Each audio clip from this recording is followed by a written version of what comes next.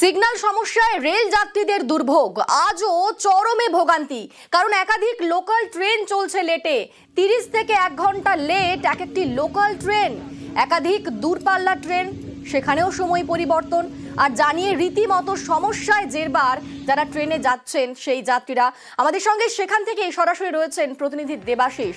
দেবাশিস, দক্ষিণ পূর্ব শাখায় এই যে ট্রেন নিয়ে সমস্যা তা কিন্তু নতুন নয়, তবে এবার তো একেবারে এত লেট হচ্ছে ট্রেন। এক একটা লোকাল ট্রেন 1 থেকে 1.5 ঘন্টা করে লেট করছে এবং দূরপাল্লা ট্রেনের সময় পরিবর্তন করা হয়েছে, কিন্তু কেন এই সমস্যা হচ্ছে? দেখো, মূলত তুমি ঠিকই বলেছো, দক্ষিণ পূর্ব শাখায় কিন্তু এই ট্রেন চলাচলে যে লেট চলা বা দীর্ঘক্ষণ অপেক্ষা করা যাত্রীদের, এটা কিন্তু নিত্য যাত্রীদের দাবি যে এটা নিত্য প্রয়োজনীয় জিনিসের মতন হয়ে গেছে।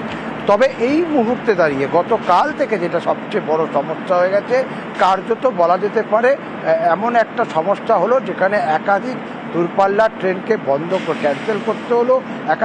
আজকে সকাল থেকে একাধিক লোকাল ট্রেন বাতিল করতে হচ্ছে এবং যেই ট্রেন ছাড়ার কথা ছিল সকালে, সেই ট্রেনটি ছাড়বে রাত্রি 11টার সময়। এরকম বহু ট্রেনের সময়সূচি বদল এবং বাতিল পর্যন্ত করতে হলো। সমস্যা কোথায়? যেখানে সাঁতরাগাছি সহ দক্ষিণ পূর্ব শাখার বেশ কিছু আরআরআই এবং ইলেকট্রনিক লকিং কাজ, অর্থাৎ এই যে ইন্টারলকিংয়ের কাজ চলছিল সিগন্যালিংয়ের, সেই কাজ 18 তারিখ পুরোপুরিভাবে রবিবার তা কিন্তু পাওয়ার ব্লক করে গোটা এই এরিয়া জুড়ে কিন্তু কাজ চলছে।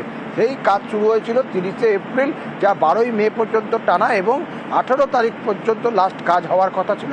তারপর পরিষেবা স্বাভাবিক হওয়ার কথা ছিল এবং এই কাজটা কিসের জন্য? যাতে ট্রেনের চলাচলে আরো গতি ফেরে। সে তো গতি ফিরলই না, কার্যত গতি স্তব্ধ হয়ে গেল। একেবারে দেবাশিস, আমাদের সঙ্গে তুমি থাকো। যাত্রীরা কি বলছেন, তারা কতটা সমস্যায় পড়ছেন, তাদের বক্তব্য একবার শোনাবো দর্শকদের। আমি সাউথ ইস্টার্নে বিগত ওভার 20 ইয়ার্স রান করছি এবং এর আগেও দেখেছি একটা 10 থেকে 15 মিনিটের ডিস্টেন্সে হলো গ্যাপে ট্রেন আমরা পেয়ে যেতাম। বিগত 2 বছর ধরে কোনো অ্যানাউন্সমেন্ট ঠিকঠাকও হয় না, প্লাস ট্রেন আমরা নিয়মিত পাই না। অবস্থা তো খুবই খারাপ। আমিও দাদার মতো বিগত 10 বছর ধরে যাতায়াত করছি। এখানে সিস্টেমের কোনো ঠিক নেই, অ্যানাউন্সমেন্টেরও কোনো ঠিক নেই। হঠাৎ করে গতকালই এবার তার আগের দিন এরকম একটা অ্যানাউন্স হলো যে 3 নম্বরে হাওড়া পাঁশকুড়া আসছে। আমরা সবাই 4 নম্বর থেকে 3 নম্বরে চলে এলাম এতটা ডিস্টেন্স কভার করে। তারপরে দেখা গেল যে হাওড়া আমতা লোকাল এসছে। আজকে সকাল থেকে আমি এইমাত্র এসছি, যদিও তবুও দাদাদের কাছ থেকে শুনছি মানে প্রচুর সমস্যা। দেবাশিসের সঙ্গে কথা বলবো। দেবাশিস, যাত্রীরাও বলছেন যে এই সমস্যা কিন্তু নতুন নয়, তবে এবার আরো বেশি সমস্যায় পড়ছেন তারা। যেখানে রেল 18ই মে পর্যন্ত সময় নিয়েছিল, আজকে তো 20 তারিখ, তাহলে এখনো পর্যন্ত এই সমস্যা কেন হচ্ছে? রেল কি বলছে? তাদের ভূমিকা নিয়ে প্রশ্ন উঠছে, রেল ভূমিকা নিয়ে।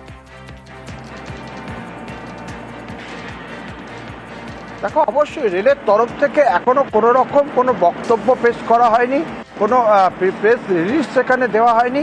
কার্যত সেটা তো দূরের কথা, সামান্য অ্যানাউন্সমেন্ট যেটা মূলত নিত্য যাত্রীদের কাছে খুব প্রয়োজনীয়, সেই অ্যানাউন্সমেন্ট পর্যন্ত ঠিকঠাক করা হচ্ছে না। কোন প্ল্যাটফর্মে কোন ট্রেন আসবে, কার্যত ট্রেন ঢোকার পরে সেই বার্তা দেওয়া হচ্ছে, আর সেখানে দৌড়াদৌড়ি করতে যেতে গিয়ে কার্যত দুর্ভোগ এবং দুর্ঘটনার কবলে পড়তে হচ্ছে সাধারণ নিত্য যাত্রীদের। এখনো পর্যন্ত বারবার সকাল থেকে আমরা যে রয়েছি সেখানে কিন্তু যাত্রীদের অভিযোগ যে একের পর এক লোকাল ট্রেন বাতিল হচ্ছে, কিন্তু তারপরেও কোন ট্রেন কোন জায়গায় আসবে বা বাতিল কেন হলো, কোনো বাতিলের যে সরাসরি প্রচার, সেই প্রচার কিন্তু রেল এখনো পর্যন্ত করছে না। তবে এই পরিস্থিতি কবে স্বাভাবিক হবে সেই দিকেও কিন্তু রেলের তরফ থেকে কোনো বার্তা এখনো পর্যন্ত দেওয়া হয়নি। এবং কবে পরিস্থিতি স্বাভাবিক হয় অবশ্যই সেই খবরের দিকে আমাদের নজর থাকবে। বালুরঘাটে ফের ভাঙলো আত্রেই নদীর লো ড্যাম। জলের তোড়ে ভাঙলো লো ড্যামের একাংশ। বালুরঘাটের ডাকরা এলাকায় রীতিমতো বিপত্তি। কিছুদিন আগেও লো ড্যাম ভাঙন হয়েছিল, বাঁধের নিচের মাটি সরে গিয়ে ভেঙে পড়ে সেতু, ক্ষতিগ্রস্ত হয়েছিল বাঁধের একাংশ। আর এবারেও সেই একই ঘটনা। কি বলছেন স্থানীয়রা, শুনুন। রাত্রে 2টার দিকে ভাঙছে, নিচ দিয়ে জল দিচ্ছিল, তার জন্য ভেঙে গেছে।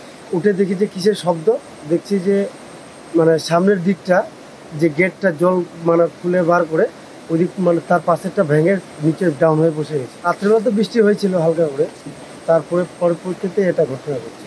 ভালো বিপজ্জনক আছে।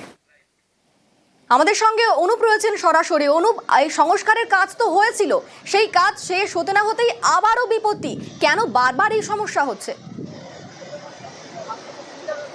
দেখো, একদমই এটাই কিন্তু প্রশ্ন উঠছে, স্থানীয় বাসিন্দারা কিন্তু এটাই বারবার প্রশ্ন উঠছে যে এই যে ড্যাম, যে লো ড্যাম তৈরি করা হয়েছিল কৃষি ক্ষেত্রে মানুষের সুবিধার জন্য, কৃষকদের সুবিধার জন্য যে ড্যাম দেওয়া হয়েছিল যাতে খরার সময় এই জল জমে থাকলে কৃষিকাজে সুবিধা হবে, সেই কারণে কিন্তু এই ড্যাম তৈরি করা হয়েছিল। 2024 সালে প্রথমে এটি উদ্বোধন করা হয়। তারপর থেকে কিন্তু দেখা যাচ্ছে 25 সালের ফেব্রুয়ারি মাসে প্রথম ড্যাম্পের এই কোণে যেখানে আমরা দাঁড়িয়ে রয়েছি তার ঠিক পেছন দিকে এখানে কিন্তু ড্যাম্পের একটা অংশ প্রথমে জল পাস করতে থাকে, তারপরে ভেঙে যায় এবং সেই সঙ্গে ক্ষতি হয় এই পাশের ড্যাম বাঁধ, সেই বাঁধ সংস্কারের কাজ চলছে। এবার কিন্তু একদমই যে ড্যাম, যে লো ড্যাম, যেটা মেন আত্রাই নদীর বুক চিরে যেটা চলে গেছে, সেই ড্যাম কিন্তু এইবার ভেঙে গেল। তার দুটি ব্লক কিন্তু আজ ভোর রাতে কিন্তু ভেঙে জলের তোরে উড়ে চলে যায়। এতে কিন্তু মানে আতঙ্কে রয়েছে যে এই নদী পারের 13 নম্বর ওয়ার্ডের এই ডাকরা এলাকার বাসিন্দারা, যে এবার যে সামনেই বর্ষা, যে অল্প দিনের বৃষ্টিতে যে জলের স্রোত, তার জেরেই কিন্তু এই ড্যাম্পের অংশ ভেঙে চলে যাওয়া, একেবারে সামনেই বর্ষা এবং তা নিয়ে রীতিমতো আশঙ্কায় রয়েছেন সেখানকার বাসিন্দারা। ধন্যবাদ তোমাকে। ভোরের দিকে এটা ভেঙেছে, তো সেই চিহ্ন এখনো দেখা যাচ্ছে না, যেটা তো আমরা হয়তো জলে চলে গেছে। ওনারা আছেন, সুপারিনটেন্ডেন্ট ইঞ্জিনিয়ারও আসছেন, এসে নিশ্চয়ই ওনারা নেসেসারি অ্যাকশন দেবেন। অফিসারও আছেন, সেটা যা ব্যবস্থা নেওয়া। বর্ষার আগে বালুরঘাটে অস্বস্তি, কিন্তু স্বস্তি জলপাইগুড়ির করলাপাড়ে। কারণ 690 মিটার বাঁধ তৈরির কাজ করছে সেচ দফতর। বাঁধ তৈরিতে 1,35,00,000 টাকা খরচ, আর যার ফলে রীতিমতো সেখানের ছবিটা বদলাবে এমনটাই ধারণা করা হচ্ছে। আমাদের সঙ্গে রয়েছেন প্রতিনিধি শান্তনু। দেখো, কয়েক বছর ধরে কিন্তু মানুষের একটা বিষয়, একেবারে বর্ষা এলে পরেই কিন্তু ঘর ছাড়ার একটা সমস্যা তৈরি হতো, কারণ বনবাসী হয়ে যেত গোটা এলাকা।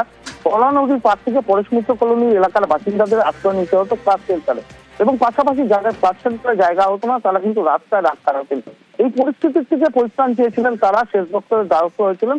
অবশেষে কিন্তু সেচ দপ্তর কাজ শুরু করেছে, গত ডিসেম্বর মাস থেকে কাজ চলছে, এবং যেটা পরিস্থিতি দাঁড়িয়েছে যে এই মাসের মধ্যেই এই বাঁধ নির্মাণের কাজ শেষ হয়ে যাবে, এবং তার ফলেই কিন্তু এখানকার যে বনবাসী হওয়ার সমস্যা ছিল, বন্যার যে সমস্যা ছিল, তার থেকে এলাকার বাসিন্দারা কিন্তু পরিত্রাণ পাবেন বলেই মনে করছেন স্থানীয় বাসিন্দারা।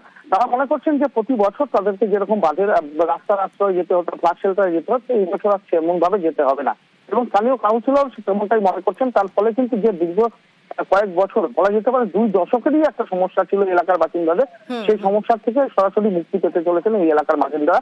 তারা কিন্তু সকলে ধন্যবাদ। কারণ সেই সব প্রতি বছর তো খুব অসুবিধা হয়, আচ্ছা 30 বছর ধরে খুব অসুবিধায় তো চলতেছি। এবার দেখি বানটা হয়ে গেলে কোন সুবিধা যদি হয় তা ভালো। আপনারা এখন বাঁধ হওয়াতে শান্তি? হ্যাঁ, খুব শান্তি। পরেশ মিত্র বাঁধ আমরা ওয়েল হেড বর্ষা কমপ্লিট করে ফেলেছি।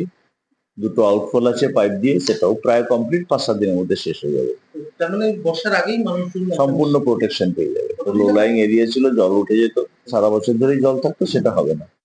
সেচ দপ্তরের সহায়তায় আমাদের বাঁধ তৈরি হচ্ছে, 690 মিটার এরিয়া জুড়ে একটা বাঁধ তৈরি হচ্ছে। তো সেই কারণে আশা করি এলাকার মানুষ এবারের যে জলকষ্টটা ভুগত সেটা আশা করি হবে না। এতে ফ্ল্যাট শেল্টার, যেখানে মানুষ উঠে আশ্রয় নিত, অনেক বড় ফ্ল্যাট শেল্টার জলপাইগুড়ি পৌরসভার তরফ থেকে বানানো হয়েছিল। তো সেটা আশা করি এখন বন্যা পরিস্থিতি বা ঠিক থাকলে মানুষের সেখানে আশ্রয় নিতে না হলে আমাদের সেই জায়গাটা আমরা পরবর্তীতে কমিউনিটি হল বা অন্য কিছু করার মতো পরিকল্পনা তৈরি করব।